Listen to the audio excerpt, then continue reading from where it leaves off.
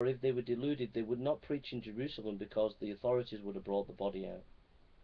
Okay, so those reasons alone show us that Christ rose from the dead, and naturalist explanation can't explain those reasons. Okay, and Gamez actually said it's a fact that Christ rose from the dead.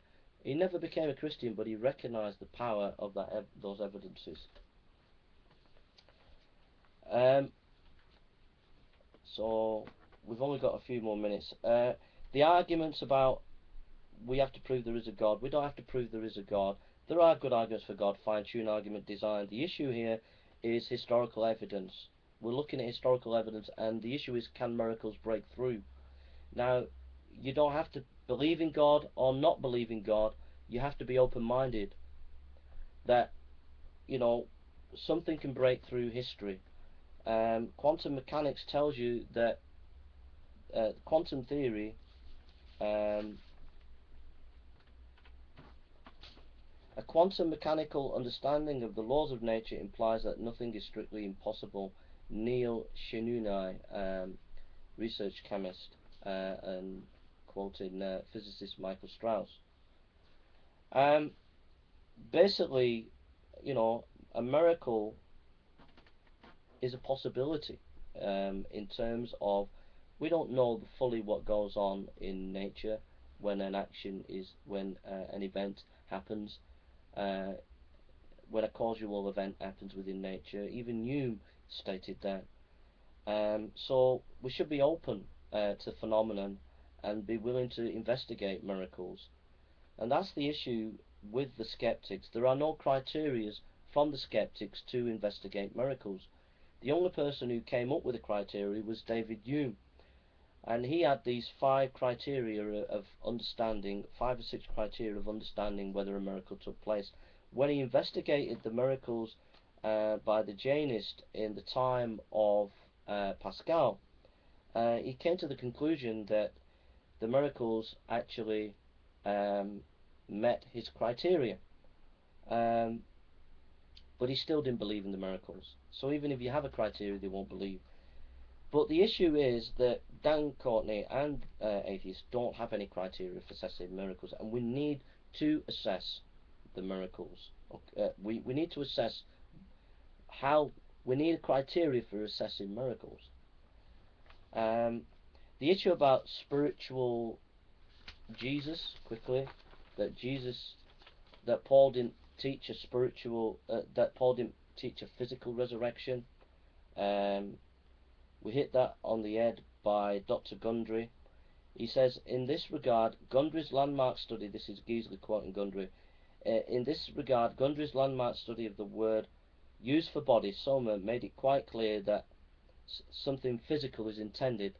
So the resurrection, when it's using the word soma by Paul, means physical, a physical resurrection. The word anastasis can only mean bodily resurrection. This word is used 44 times in the New Testament. Giesler says, in the significance of Christ's physical resurrection, that's in his article, that information. We could go on. So we've looked at some of the information about the physical resurrection of Christ. What else is there? We've got a couple of minutes left. Contradictions. The issue about the day, what day Christ was killed. If you look at the Talmud, it tells you that a day can be seen, half a day can be seen as a day. So the calculation of what day Christ was crucified has to be done with that Talmud understanding of time. That's how you answer those kind of contradictions. The last thing, the issue concerning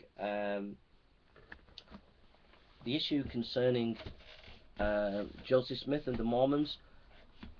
The difference there is we know that they were lying. I've talked to one of the top apologists of the Mormons in the UK, and he admitted that there are no facts for the Book of Mormon. There's no information or factual information about the travel from Jerusalem to America and people living in America.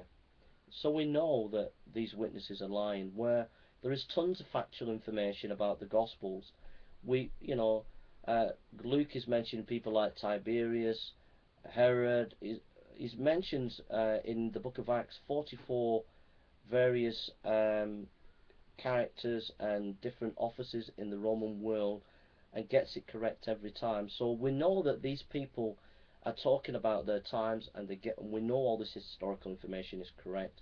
And it's a different kettle of fish concerning that and the Book of Mormon. And so your argument there, Dan, is just very, very poor, very, very weak. Finally, you get your arguments about the spiritual Jesus from Dan Horty, not Dan Horty, Earl Horty. He's a major influence on this idea. He has no PhD. He hasn't even got an MA. He's not even accepted by the scholarly world. He's a bit of a crank.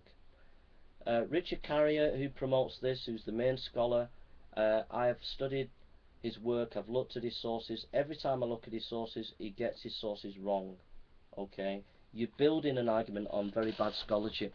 Also, another guy who promoted this, Dr. Wells, a German scholar, has renounced these kind of ideas because he realised they're so bad. So you're basing your scholarship on very, very poor scholarship, whereas I based my scholarship on mainstream scholars who are accepted by atheist and non-atheist. Okay, so that's my basic argument to Dan Courtney. Alright, hope that's been a help.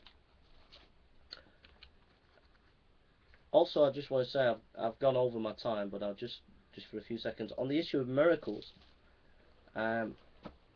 Also this issue about uniformity of nature with David Hume. There's a couple of issues there. Number one, it's a circular argument. Resurrections don't happen because they don't happen. That's circular. One-off events can give us information. For example,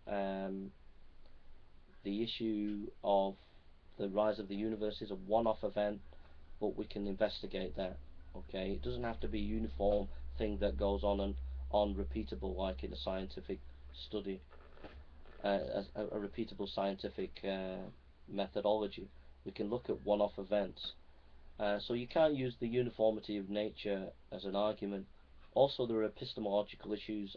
Dr. Swinburne has pointed out problems with Kant and Hume on causality, that their empiricism is a very limited epistemology in saying an event and in describing causal events, because there are things that we can know for sure that we know, not based on scientific investigation. For example, how many scientific peer reviews have been done on your eyes that you have eyes?